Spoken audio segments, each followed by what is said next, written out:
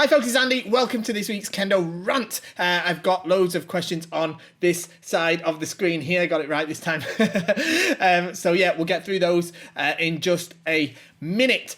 Don't forget to like, share, subscribe, all that sort of thing. Ring the Kendo bell if you want to get better at Kendo. That's a scientific fact. You go down to subscribe. After you click subscribe, a bell will appear. You have to ring that bell and you get better at Kendo. And you can support the channel by doing those things, but more importantly, shopping at KendoStar.com. That's my website. I say it in every video, once or twice. I'm not sick of saying it. I'm sure you're sick of hearing it, but shop at KendoStar because that's what keeps these videos happening. It's my website, of course, that sells amazing Kendo equipment. We've got a t-shirt shop, but if you want something that's a bit more relevant to Kendo, we've got these brilliant new tenuguri as well on the KendoStar website. This is a really popular one. It says kanao, which means to like come true, as in like a dream come true, and it says fukano kano ni suru, which is means make impossible things possible. And then we've got this really popular one as well that says sente hisho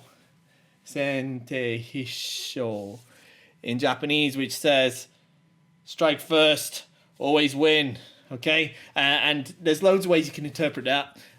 But yeah, it's a really great Kendo concept, really great colours, and in no way inspired by any TV shows. So let's get into these questions. I'll link to those tenuguris in the description as well, if I don't forget.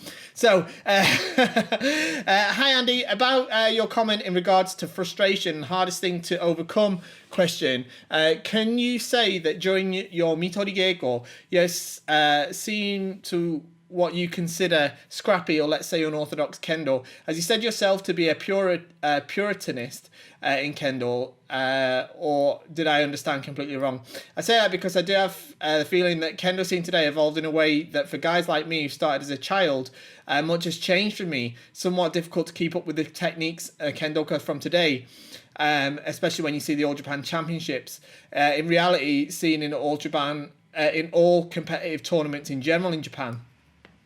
Recently, I had a visit from university students from famous universities like Kokushikan and others, and the majority of them, when questioned about their feelings on the Kendo in our country, Brazil, they say that we do traditional Kendo from the roots, a nice Kendo, but not competitive, and we should move and seek to evolve it in a more modern Kendo instead.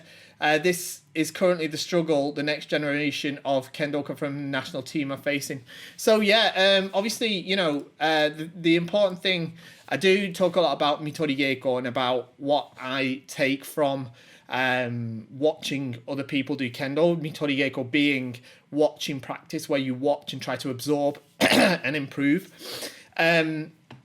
And of course, there's Kendo that I consider really good and beautiful, and Kendo that I think scrappy.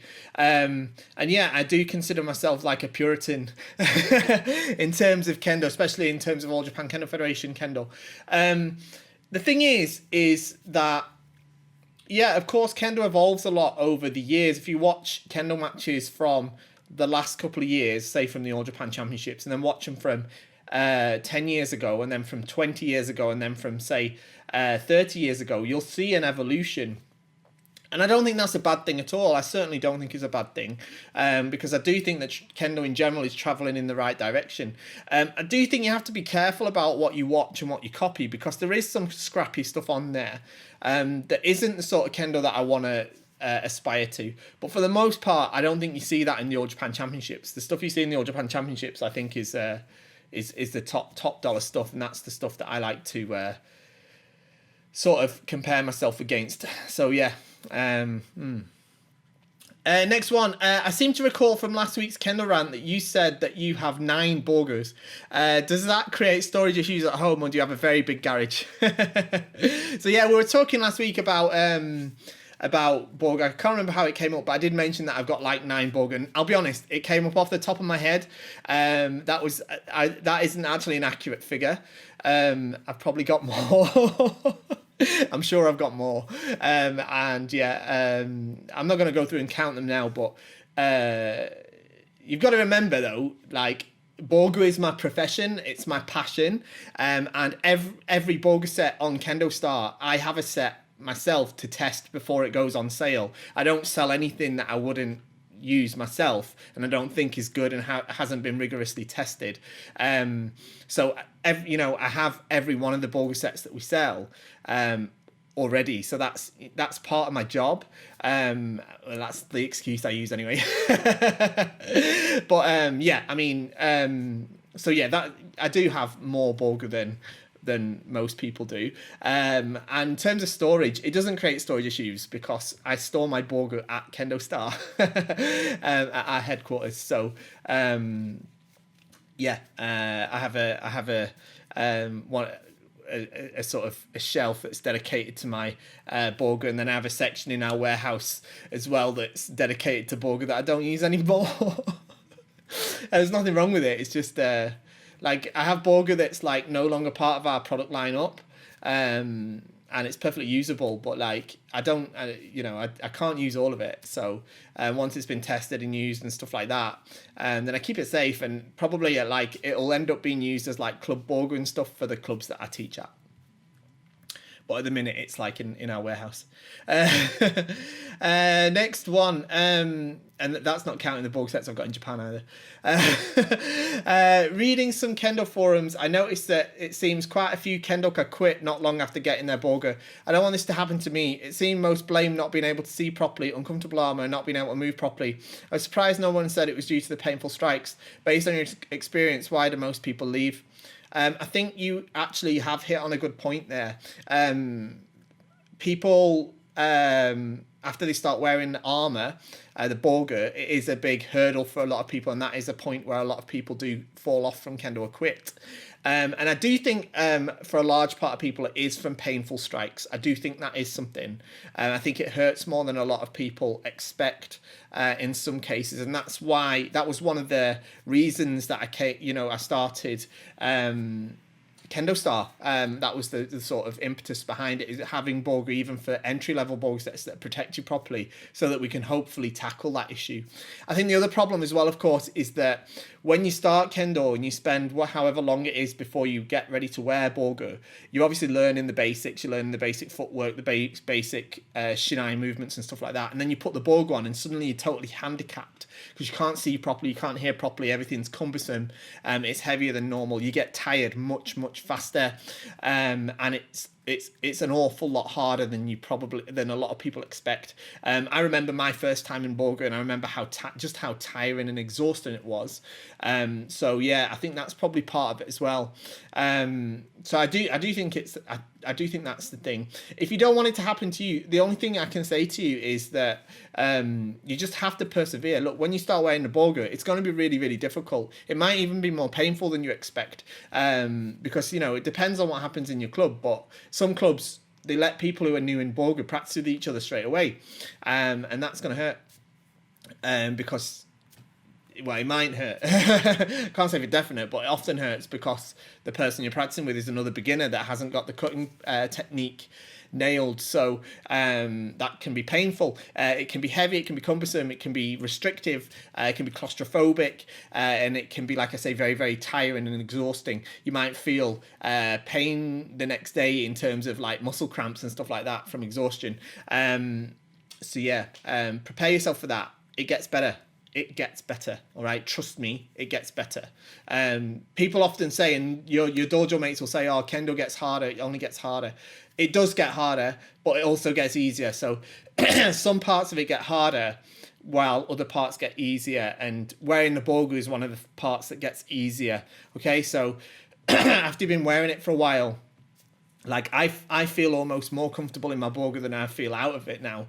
I really miss wearing the Bogu, especially like at the minute with world events and stuff. I haven't been able to wear it very much, so it becomes part of you. So don't worry about that. Just keep pushing through it. It's all about that perseverance. Hi Andy, hope you and the family are well. Yes, thank you very much. And keep up the great work. I watched with interest the interview with Miyuki Sensei and also listened to the rant regarding female Kendoka.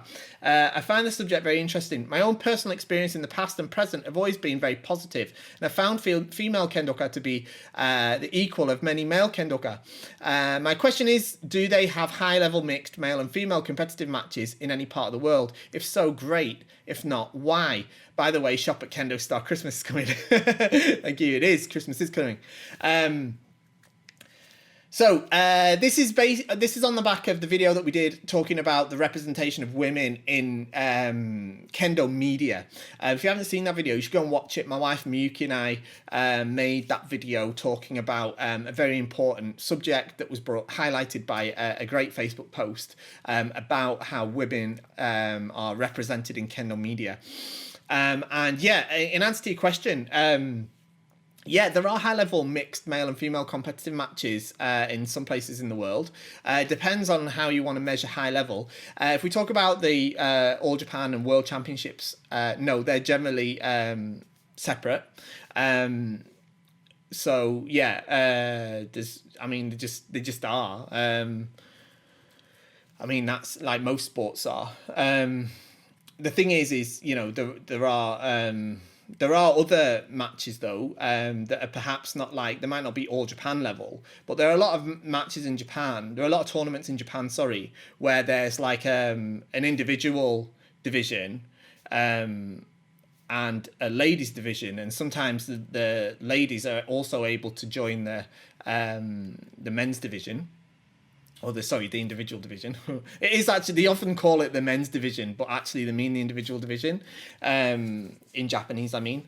And yeah, I have been at ones where women who I know that are really, really super strong, I mean like All Japan level, have entered the sort of the mixed category, and they've done really well in that as well. Because yeah, they can totally face off with men on equal footing. So they do exist. They're quite rare, even in Japan. But yeah, they definitely exist. Having said that, the children's tournaments are not generally for the elementary school, primary school level kids, so up to 12 years old. They're generally not separated by gender. Generally, that's boys and girls together. So yeah. Next one. Hi Andy, I have an old men that is broken and I don't use it anymore. I'm contemplating giving it to my old club, but that seems like passing on a problem rather than doing them a favour. It's been sitting around gathering dust as I don't know the best way to dispose of it. Is there a way to recycle old men, or at least the mengane can be reused by Bogu manufacturers? If not, I might just stick it on a fence post in the garden for my own practice, but that still doesn't solve the disposal problem once the men is at the end of its life. So have you any thoughts or recommendations? So no, unfortunately, I wouldn't give it to your club if it's broken. If it's broken, it's probably best not having anybody use it. There isn't a way to recycle it. The mengane, after it's been used, it's of no use to Bogu manufacturers. It's more trouble taking them out of the men than it is to use a new one. And often they're chipped and scratched and stuff like that, and there just isn't a market for it, unfortunately. So the best thing to do is whack it on a fence post, use it as an uchikomi die for your own practice, and after that, then you're best sort of disposing it by you're probably better like talking to like a disposal expert in your country or wherever you are, or taking it to like a waste disposal area. Okay, let me just. There is a few more hiding under there. Right. Next one. Are the best Bogu made in Japan by hand, by artisans? Can Bogu made in other countries by technicians who've never trained in Kendo compete with Bogu made in Japan? Is there pressure to maintain the allure of handmade Japanese Bogu? So I did comment on this and linked you to the Ultimate Bogu Guide video that I did, because I addressed this. No, the best Bogu isn't made in Japan. Some of the Bogu made in Japan is good. It's really good. But also there's a lot of Bogu that's made outside of Japan that's equally as good. The made in Japan sort of thing, it doesn't mean it's the best. It just means it's more expensive, because it's more expensive to pay Japanese staff to make it. When you say by hand by artisans, most of the people in Japan making Bogu aren't sort of these sort of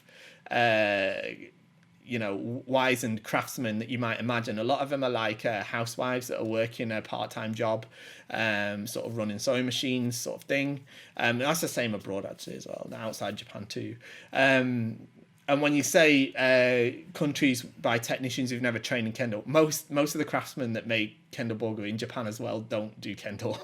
They've never done Kendo either. The odd one or two of them have, but most of them haven't. So yeah, that's not a thing either. There's literally no difference between the workshops in Japan and the ones outside, in terms of how well they're run, how ethically they're run, and the sort of systems that they use, and even the quality of craftsmanship. So it's just,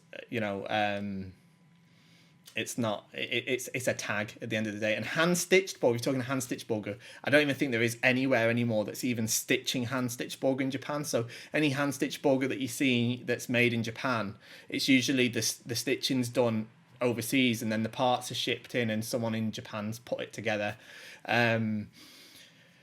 So yeah, there used to be, and I'm not sure they're still doing it. They probably are, but a lot of the bogu that was made in Japan was made as like a rehabilitative labor. So that means like in a prison, the prisoners would make it as part of their rehabilitation. That was a big thing for a while. Quality was rubbish though, because obviously they don't care about whether it's, they're not like, it's more for their rehabilitation than it is for them to make a really great piece of equipment. That's not to say I'm sure that some of it was all right, to be honest. I mean, I haven't seen that much of it because by the time I went to Japan, that was rare.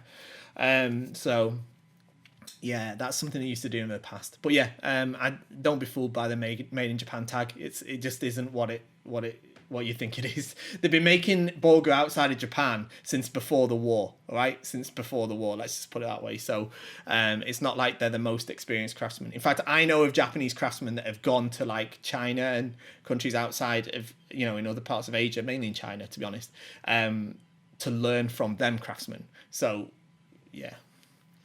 Next one. Hi, Andy. My girlfriend is getting a white bogu this week and she would like to know how she should care for it. What can she do that it stays nice and white? What could she do about the occasional blue stains? Is there a way to remove those? What should she be careful about when having a white set? On another note, how can one tell a cheap, crappy bogu set apart from a quality one at first glance? Thanks. Okay, so a white bogu set is always going to turn blue. It's always going to turn blue. I mean, there's probably like detergents and stuff you can use to scrub them with.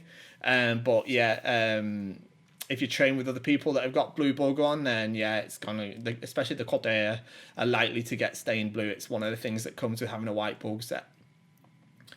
So yeah, I don't really know what you can say about that. It's kind of a given that people accept that when they decide to have white bogu sets. In terms of how you can tell a cheap bogu set from a quality one at first glance, it's quite hard without the appropriate training, to be honest. Especially just looking at it, I can generally tell because I've seen hundreds of thousands of sets and I know the difference. But I mean, I don't know how to give you a sort of answer on here that'd be like, oh, here's how you tell. Because it doesn't work like that. There are, you can just tell when something's when a bogu set isn't that great and when one is really nicely made. I mean, of course, there are some things that are obvious. Some things like with hand stitched bogu, it's a bit easier. But you can tell if they've got the right tension on the thread as they've put it through. One of the hard things about hand stitched bogu, one of the reasons it's so expensive, is all of the thread has to go through the futon by hand. Of course, that's why it's hand stitched. But if that tension isn't even throughout the whole stitching process, then the finish of the futon will be uneven. It'll be bumpy. It won't be, obviously it has little bumps because it's stitched, yeah, but those bumps should all be of uniform size. But if the stitching tension's wrong, it'll be all dekoboko, they call it in Japanese, like all up and down. And yeah, that's something you see.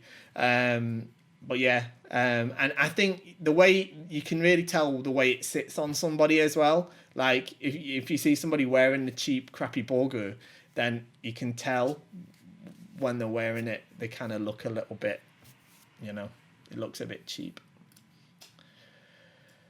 Next one, Wikipedia says that a few ninth dan are still active in Japan, but another site says that they were only four active 4 active as of 2003. Any idea of how many are still around today? Have you ever trained with one? So I have trained with one. I know of 2, but I don't know of the other. I'll be honest with you. Like I trained with Inoue Sensei in Kyoto. And he was like 80, like in his mid to late 80s at the time, and it was like nearly 10 years ago. So I believe he's still active. I'm not. It's not like he's in my circle of friends, but I believe I'd also hear about it if something had happened to him. But yeah, I have trained with one. It was just something else. It was something else. It was like if you've seen is it Attack of the Clones, the Star Wars prequels, the second one where Master Yoda gets off the ship, drops his stick, and then starts doing somersaults. It sort of felt like that, being on the receiving end of it. Not that he was doing somersaults around me. In fact, he didn't really do that much, but he made me do an awful lot, and he could hit me at will, at absolute will. It was fantastic, and it was tiring. And unfortunately, because the way that things have changed in the way people train in Kendo in Japan, I don't think we'll see Kenshi like that ever again. Okay, it's the last one. I'm gonna have to delete some of these to get this up on the screen. There we go. Right. So I was recently reading an online article about how I passed 8th Dan, and I saw the terms Shokujin Mai and Kojin Mai. I think it's Shokujin no Mai and Kojin no Mai actually. But anyway, I'd be grateful if you would explain their meaning and how they differ. Thank you. Okay, so I actually have to look up Kojin no Mai because it's not one I'd ever heard before. But Shokujin no Mai is used quite a lot. Okay, so we've all heard the 3 official distances or Mai that are used in Kendo and that are taught by the All Japan Kendo Federation. We've got the far distance, Toma or Toi Mai. We've got Isoku Ito no Mai. Okay, so that's the what do you call it? 1 step, 1 cut distance. That's where you make your attacks from. And then you've got the Chikama or Chikai Mai, okay? So the close distance. They're the 3 main ones. And they're the 3 main ones used to teach beginners and teach children. Once you get past that into more advanced concepts of Kendo and Mai and Seme, then more specific terms are sometimes needed in order to describe what's been wanted to be communicated. Having said that, these are not specific terminologies. This is language. So it depends on the person as to what words that they use as part of their regular vocabulary. It's worth bearing that in mind as well. So Shokujin no Mai is when it means Shokujin is like this is the I think it's this one. This is the Shokujin, the kanji for it here. Okay, I know we're not doing a Japanese lesson now, but it means to touch blades. So it's when the shinai just are touching. So it's between Isoku Ito no Mai and Tomai really. Okay, it's when they're just sort of touching. All right. And then Kojin no Mai, I had to look this up, but this is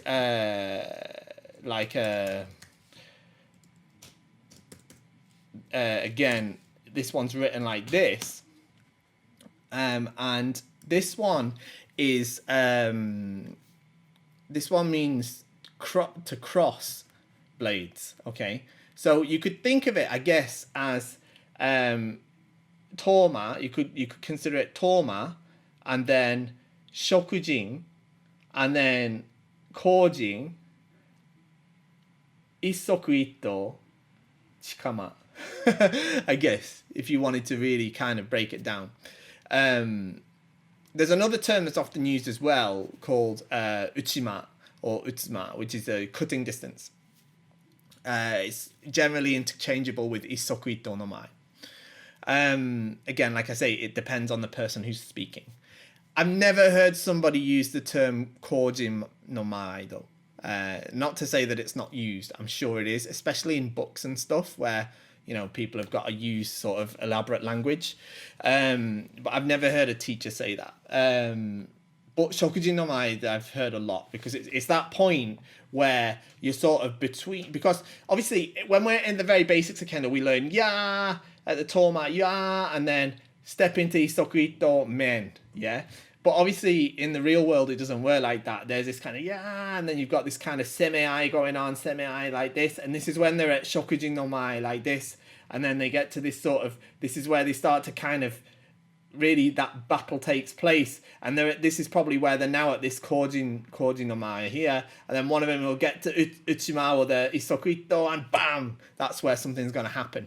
So that's the kind of idea behind it, if that makes sense. That's it. Thank you for joining me today.